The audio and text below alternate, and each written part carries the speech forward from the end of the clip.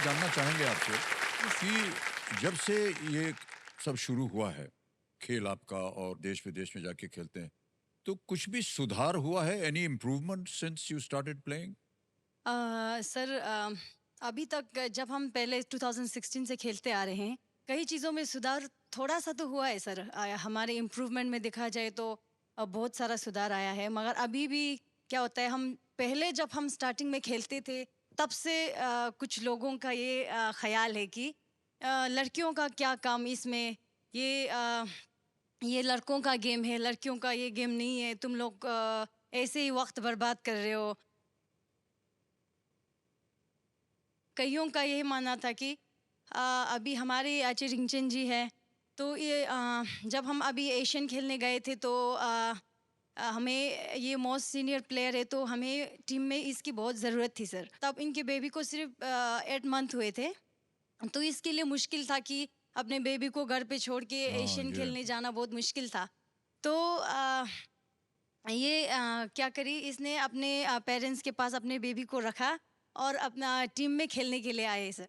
इससे वाह! हमें वेरी यही वेल। हमें मतलब मोटिवेट करते हैं सर, ये हमें हम सबको मोटिवेट करते हैं कि लड़कियां कुछ भी कर सकती है, अपने फैमिली को भी हैंडल कर सकती है, साथ में अपने देश का नाम भी रोशन कर सकते हैं बिल्कुल, सर। बिल्कुल।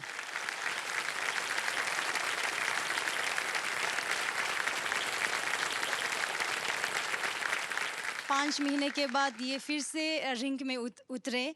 तब हमारे जब लोकल टूर्नामेंट्स होते थे, तब कई जो दर्शक होते हैं वो लोग बोलते थे कि चलो देखो, माँ भी खेलने आ गई यहाँ पे मैदान में, अब माँ भी खेलने लगी।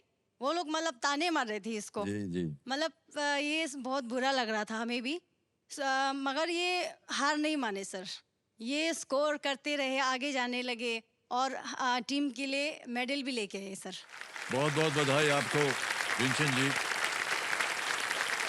सबसे पहले तो आपको शुभकामनाएँ कि आपके यहाँ बेटी पैदा हुई है। Thank you sir. Thank you so much sir. केवल इतना ही नहीं कि बेटी पैदा हुई है, हम उम्मीद करते हैं एक दिन वो बेटी जो है, जहाँ आप बैठी हैं, मेडल लेकर के आए भारत के लिए। Yes sir, absolutely. बहुत-बहुत बधाई। Yes, thank you sir. क्योंकि मेरा ऐसा मानना है कि एक बार महिला जो है ना, वो संकल्प कर लेती है कि कुछ करना है, तो वो करके ही दिखाती है कि नहीं?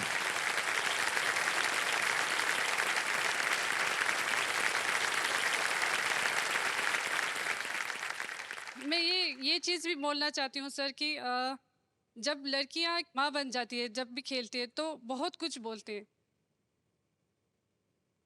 एक लड़का अगर फादर बन के भी खेलते हैं, लेकिन उनको बोलने वाला कोई भी नहीं होता सर। क्या बात है, या बिल्कुल सही कहा आपने। तो यही सोच को हम बदलना चाहती हूँ सर। या बिल्कुल बदल दिया आपने आज। यस। Thank you sir. जी हाँ।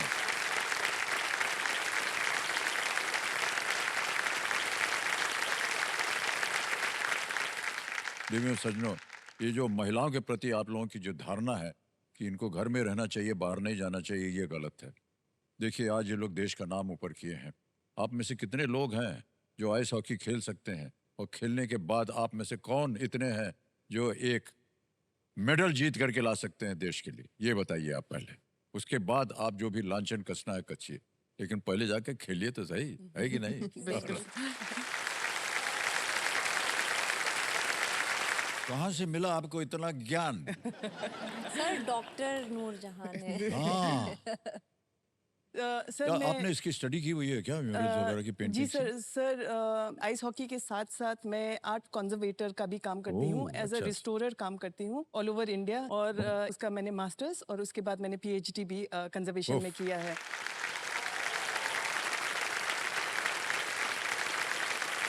कैसे समय मिलता है आपको और सोच मिलती है आपको कि इसको सब करना चाहिए एक साथ? आई थिंक सर लद्दाख में जो है लाइफ थोड़ा स्लो है, तो उसकी वजह से थोड़ा ज़्यादा सोचने का समय मिलता है। और इंडिया के बाकी जगहों पे क्रिकेट जैसे खेला जाता है, हाँ, हाँ। लद्दाख में आइस हॉकी उतना ही पॉपुलर है। विंटर्स में तो 3 महीने जो हमें मिलते हैं, हाँ। नेचुरल आइस सरफेस जो मिलता है, उसमें तो कोई घर के अंदर विंटर चाहे जितनी भी हार्श हो, आइस जो है वो खेल हमें कूद गर्म करने रखता के है। लिए जो हाँ, है तो हम बर्फ अंदर हमेशा बैठते ही तैयार नहीं रहती है।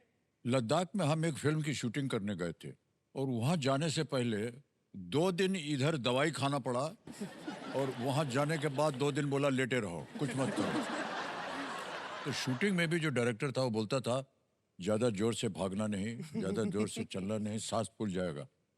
आप लोग कैसे वहाँ आइस हॉकी खेल लेते हैं? हम क्योंकि पहाड़ी इलाके से हैं हाँ नहीं नहीं, आप और ये पैदाइशी एक है। हमारी हाँ ओके तो ओके। एक्लेमेटाइज तो हम पैदाइशी एक्लेमेटाइज हाँ, होके आए हैं तो उसमें ज़्यादा दिक्कत नहीं आती है। लेकिन ये है कि जब हम भी ज़्यादा भागते हैं, ज़्यादा आइस पे टाइम स्पेंड करते हैं तो हमारा भी काफ़ी सांस फूल जाती है, जी सांस हाँ। फूलता है। इनफैक्ट ये भी होता है कभी-कभी, जैसे कि बहुत दौड़ने के बाद या बहुत अगर लंबा अगर हमारा शिफ्ट रहा तो खून का जो स्मेल है वो तक आता है अपने मुंह में, क्योंकि आप बहुत ज़्यादा भागते हो तो लंग्स को बहुत ज़्यादा एक्सर्ट करते हो। क्योंकि हम जिस कंडीशंस में ट्रेन करते हैं उसके बाद जब हम इंटरनेशनली गेम Lower खेलने के लिए जाते हैं हाँ, लोअर एलिवेशंस altitude. पे, लोअर ऑल्टीट्यूड पे, तो वहाँ पे बाकी टीम्स को हम देखते हैं कि उनका हालत बहुत जल्दी हमारे से बहुत जल्दी ही खराब हो जाता है। हाँ ये तो एक एडवांटेज फिर रहती वो है, लोग जी। हमें बोलते हैं आप लोग कैसे, मतलब थर्ड पीरियड तक आप लोग ऐसे भागते रहते हो। हाई ऑल्टीट्यूड ट्रेनिंग जो बचपन से ही होता जी आ रहा जी है, बिल्कुल। तो वो बहुत बड़ा एडवांटेज रहा है।